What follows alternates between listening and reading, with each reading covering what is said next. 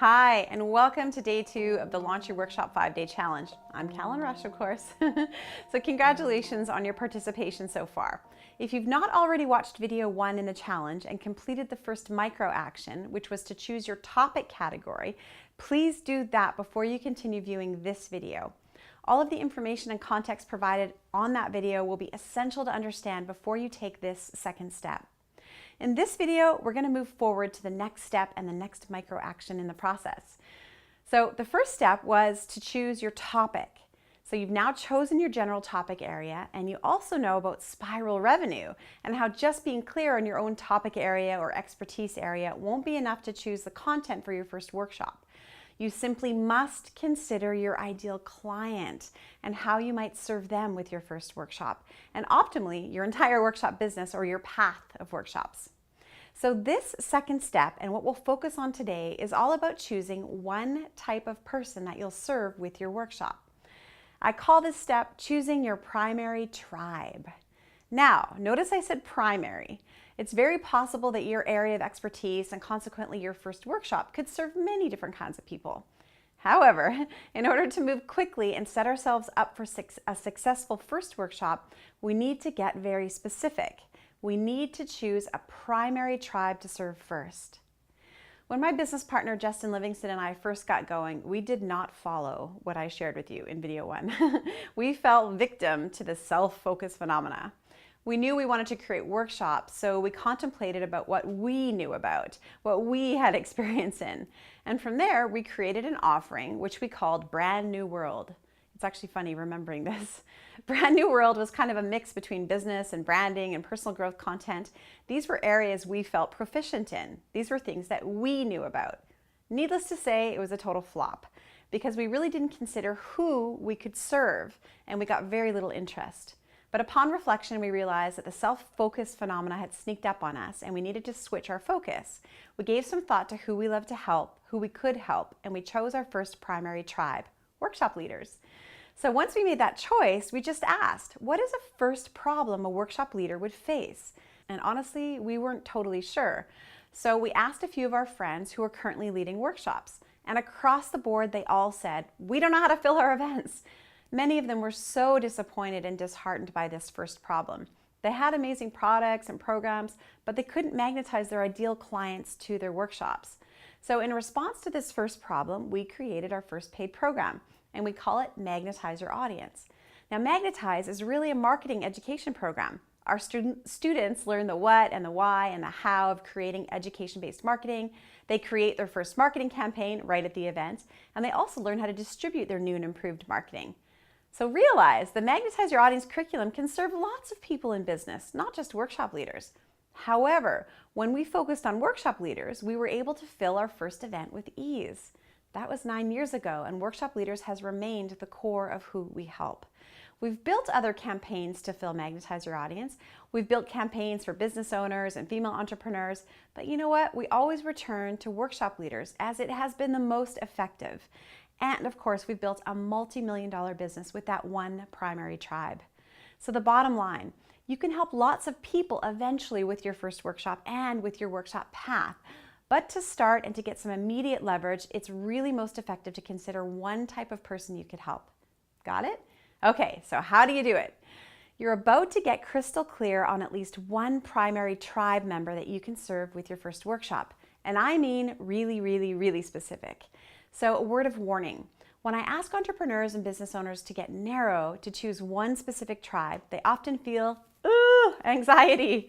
And this anxiety keeps them from choosing or getting as specific as they need to. If they do choose a primary tribe, they'll often go home and quickly get more general.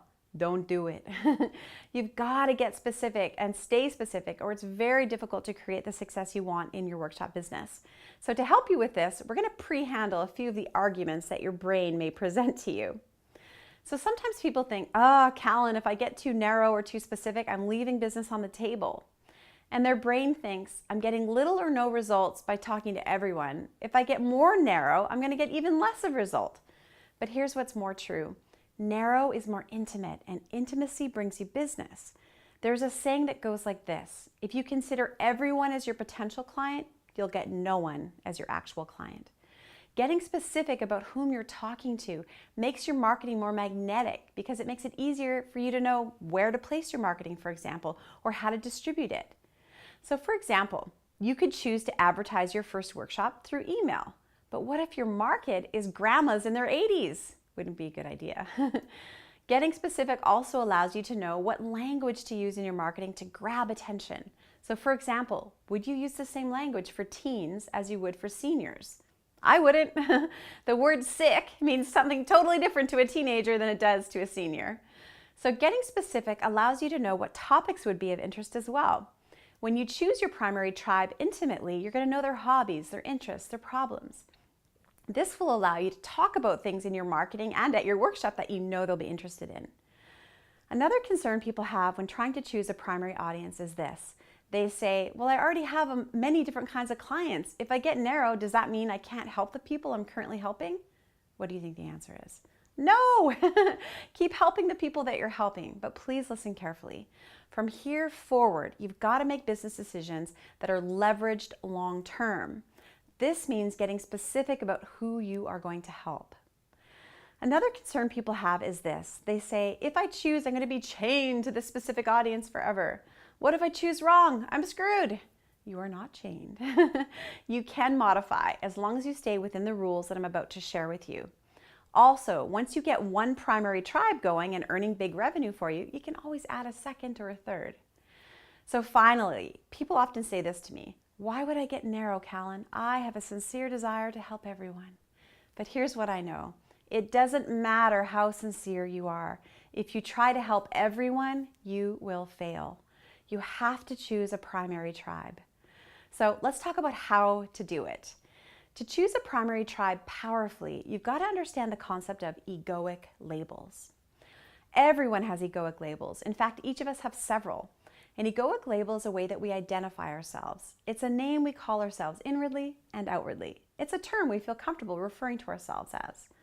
The stronger the attachment to an egoic label, the better it is for marketing. Some egoic labels are so strong that we'll defend them. For example, I have a toddler. And what would happen if you came up to me and told me that I wasn't a mother? At first I'd be confused, and then if you pressed me, I'd be mad, and then I'd get actually indignant. When you choose a strongly held egoic label to identify your primary tribe, and you use that label when you market your workshop, you're going to get a similar reaction. A person will pick up your brochure and say, oh, this is for me. I'm a mother, this is for me. Make sense? All right, so can you guess what your micro action is for today? I want you to choose a specific egoic label to represent your primary tribe. Now here's a couple guidelines and a couple of examples. Guideline 1, you must choose a label that your primary tribe member would use to identify themselves. For example, you might call someone a yuppie, but if they don't identify with that label, you can't use it. You might call someone a cougar, but if she doesn't identify with the label, you can't use it. The bottom line is if they don't use the label to describe themselves, you can't either.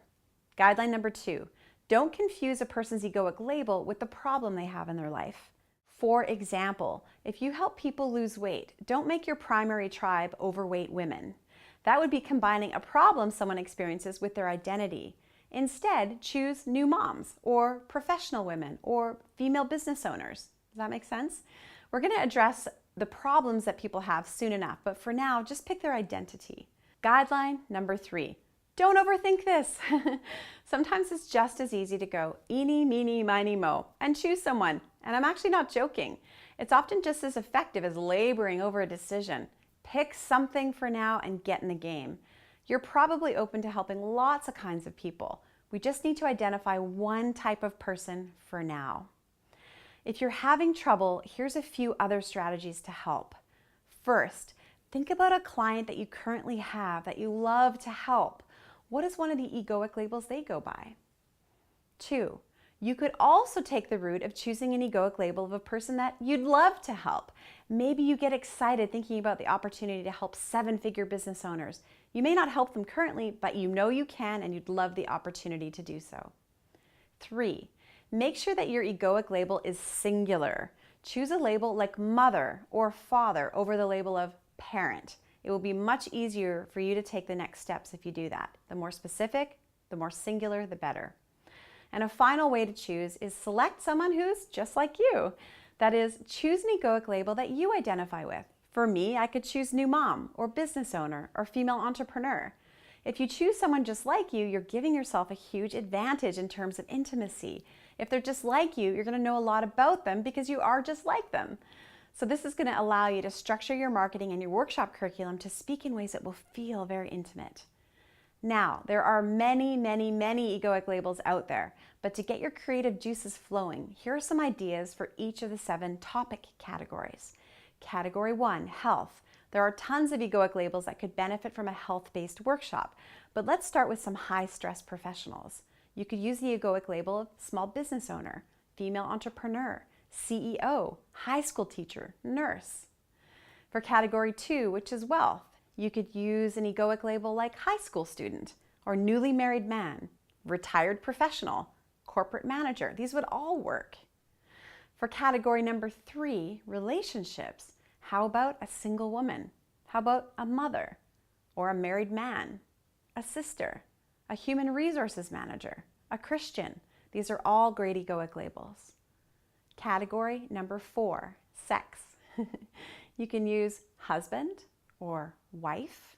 How about a woman in her 20s? How about a man over 40? These are all great egoic labels. Category number 5, which is business and entrepreneurship. You could use a startup entrepreneur, a 6-figure business owner. Again, these are great labels. Category number 6, professional or career advancement. You could use receptionist. You could use middle-level manager. How about female executive? All great egoic labels. And category 7, spiritual and personal growth. Now, this is a category that can get really broad, so discipline yourself if this is your topic category. You can use any of the labels I've already suggested. Just be specific. Now, a final tip before you choose your egoic label for your primary tribe. When brainstorming, think of the following ways to categorize. You could categorize by profession: janitor, car salesman, butcher, life coach, real estate agent. You could categorize by religion: Christian, Buddhist, atheist, Mormon. Don't mix them up though. You could categorize by nationality: Canadian, American, Australian, New Zealander. You could categorize by hobby: an avid hiker, a golfer, a knitter, or a crocheter. You can categorize by ownership: Honda owner, that's me, BMW owner, Mac user, PC user. Those two like to battle it out. All right, so your turn. Your micro action for today is to choose your egoic label for a member of your primary tribe that you'll serve at your first workshop. And you need to post your choice in the Facebook group. Now, for a bonus chance to win our prize for today, I want you to find a picture that represents a member of your primary tribe and upload that picture along with your chosen egoic label. We'll choose a person who we feel did a great job of matching a visual with their egoic label, and we'll give that person an Amazon gift card. So will it be you? We'll see. Have fun, choose wisely, get in the game, post your choice, and I'll see you on the next video. Until then, be brilliant.